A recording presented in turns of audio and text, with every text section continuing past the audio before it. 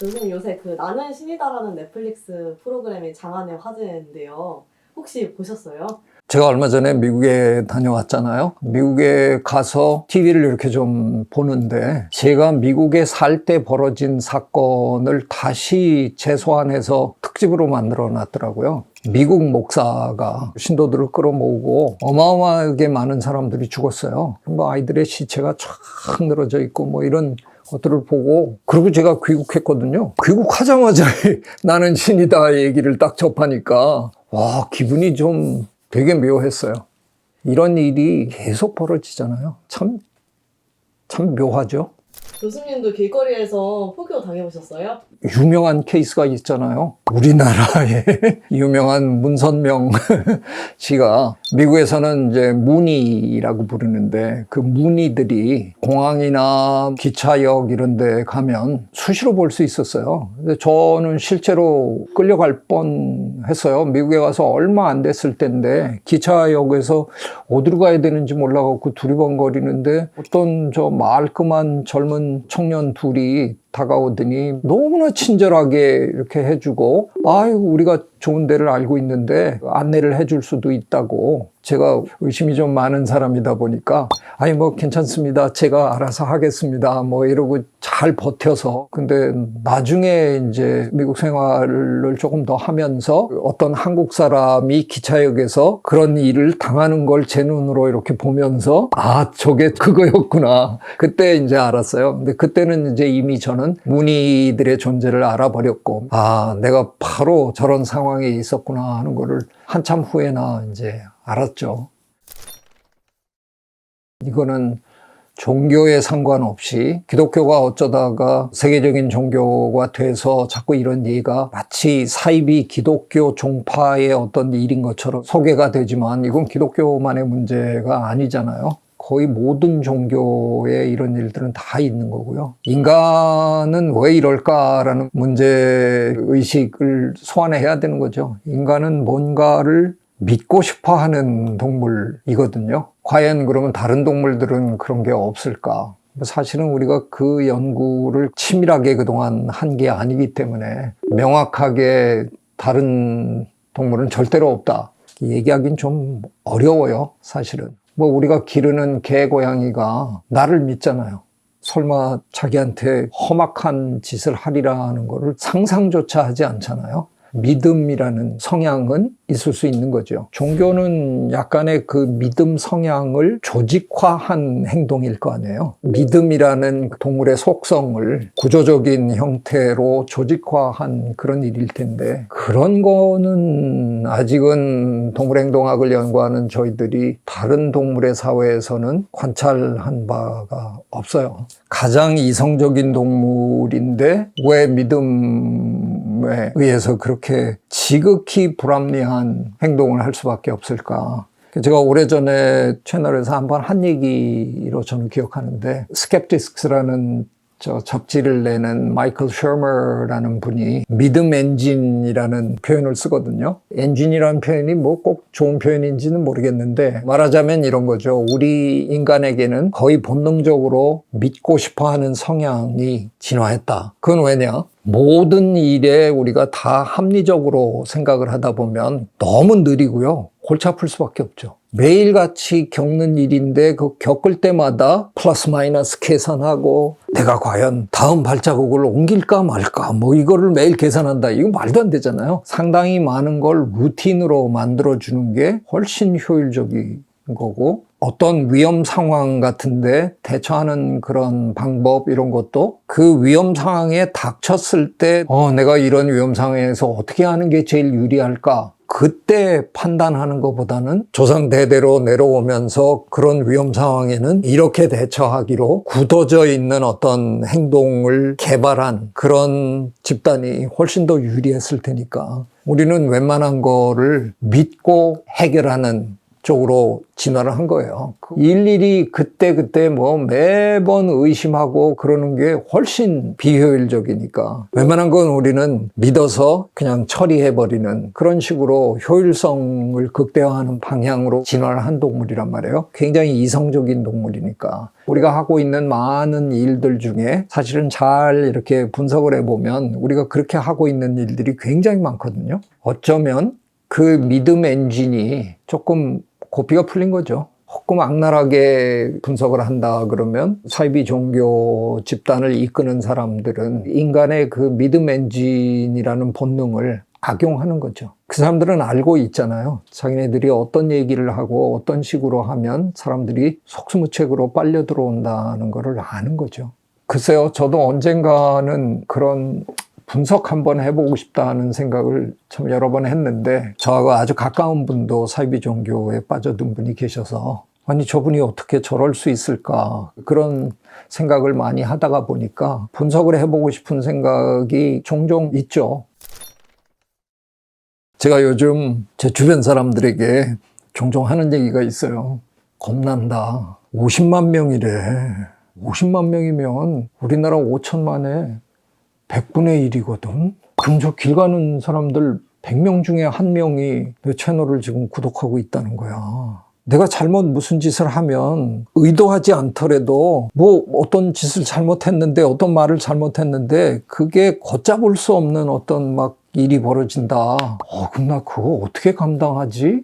예, 제가 이런 얘기를 요즘 제 가까운 분들하고 종종 나눠요. 근데 저는 워낙이 소심한 사람이고 이런 상황을 제가 기대하거나 의도한 사람은 아니잖아요. 그러니까 저는 이 상황이 약간 두렵고 불편한데 만약에 이런 상황을 즐기는 사람이면 어떤 생각들을 막 하면서 발전해 갈 수도 있겠죠. 이게 결국은 피드백이잖아요. 되먹임 작용이라는 게 세상에 있는 건데 내가 하고 있는 일의 결과가 나에게 되먹임으로 돌아오는 거 아니에요. 그 과정을 어떻게 받아들이냐에 따라서 굉장히 다른 길로 갈 수 있는 거죠. 주변에 사람들이 모이는 상황에서 내가 먹히네? 그러면서 그때부터 그거를 이제 확대하기 위해서 나름 기획을 하고 뭔가를 하다 보니까 악랄한 일들을 점점 많이 하게 되는 그런 케이스도 저는 있을 거라고 생각해요. 제가 보기에는 그런 일을 한 그 사람은 자기가 무슨 일을 하고 있는지 분명히 알고 있다는 생각이 저는 들었어요. 나쁜 사람인 거죠. 자기가 어떻게 이 사람들을 끌고 갈 수 있느냐 하는 거를 치밀하게 계획에 따라서 움직인 사람들이지 자기가 어떻게 하다 보니까 사람들이 나를 좋아하고 많이 모이고 내가 그냥 좋은 일을 한 건데 왜 니네들이 나를 이렇게 이상하게 보느냐. 말은 그렇게 그 사람들이 다 그렇게 하더라고요. 제가 본 그런 사람들은 전부 다 정말 나쁜 사람들이었다는 게 제 생각이에요. 자기가 무슨 짓을 하고 있는지 분명하게 알고 있는 사람들 이라는 생각이 들어요. 그러니까 이 인간의 속성을 아주 악랄하게 역이용하는 능력이 출중한 사람들인 거죠. 하다 보니 내가 존경을 받았다. 그건 절대로 아닌 것 같습니다. 제가 다윈의 사도들을 내면서 만난 리처드 도킨스가 기독교를 없애겠다고 지금 이렇게 열심히 지금 뛰는 거잖아요. 저도 제 반평생을 교회를 제 아내를 따라서 다녔는데 그렇게 없앨 만큼 악의 그거는 아니잖아요. 저야 이제 세례를 받은 사람이 아니니까 저는 공부하는 마음으로 설교도 듣고 이러는데 제가 가장 부러운 표현을 이렇게 해도 되나요? 가장 부러운 건 뭐냐면 제법 이성적으로 사고한다는 제 입장에서 다른 교인들을 이렇게 보면요. 저분은 지금 상황이 굉장히 안 좋은데 기도하고 할 때 그 표정이 그렇게 평안하고 그런 걸 보면 어떻게 저럴 수 있지? 이게 종교의 힘, 믿음의 힘인가? 그 좋은 힘일 수 있잖아요. 그래서 저는 도킨스하고 그때 얘기할 때 나는 그런 면에서는 동의할 수 없다. 그거를 말살할 그럴 것까지는 없다고 본다. 종교가 가진 순기능이라는 게 있다. 저하고 막 대립해서 얘기를 했는데요. 그 웬만한 거는 우리가 믿고 서로 보듬어주고 그렇게 사는 거지. 철저하게 분석하면서 매 순간 냉철한 이성으로 판단하면서 산다는 거는 삶에서 있을 수 없는 일이라고 생각하죠. 그래서 저는 리처드 도킨스한테 그랬어요. 내 생각에 너는 쓸데없는 일을 하고 있다. 이길 수 있는 전쟁이 아니다. 왜? 상대가 없어지지 않을 테니까. 저한테 막 흥분해가지고 난리를 쳤죠. 너는 진화생물학자인데 네가 설마 기독교의 교리를 다 믿고 가는 건 아닐 거 아니야. 참 불행한 건 네 아들이 기독교인이 됐다는 거다. 할 말이 없어갖고 제가 아니 뭐 그렇게까지 악담할 게 있느냐. 자기가 선택한 게 아니지 않느냐. 그거는 못 받아치겠더라고요. 그래서 그건 뭐 내 아들이 살면서 또 판단할 문제 아니겠느냐. 그래서 이제 그 얘기는 거기서 마무리했거든요. 월승 교수님이 어느 책에서 그런 것처럼 우리 인류 사회를 굴러가게 만드는 두 바퀴 중에 하나라고 하셨거든요. 하나는 과학이고 하나는 종교다 이렇게 얘기하셨는데 그건 뭐 학자에 따라서 동의하지 않는 분도 계시겠지만 저는 월승 교수님의 비유도 상당히 그럴듯하다고 생각했어요. 월승 교수님이 그 비유를 하신 이유는 환경을 살려내야 되는데 과학 혼자서는 못한다. 종교와 손을 잡고 하면 얼마나 큰 힘이 되겠느냐. 그래서 이제 두 축을 설정을 하신 건데 순기능이 더 많아요. 좋은 일을 하려고 굉장히 애쓰고 남을 위해서 봉사하고 이런 일들을 많이 하시니까 그러는 와중에 그 많은 교회들 중에 가끔 독버섯이 몇 개 있는 거죠. JMS 같은 그런 독버섯이 있는 거니까 우리 삶에 어쩔 수 없는 현실이 아닐까 싶네요. 그런데 빠져서 피해를 입고 계신 분들에게는 뭐라 드릴 말씀이 없는데 인류가 존재하는 한 이런 일은 계속 벌어질 것 같습니다.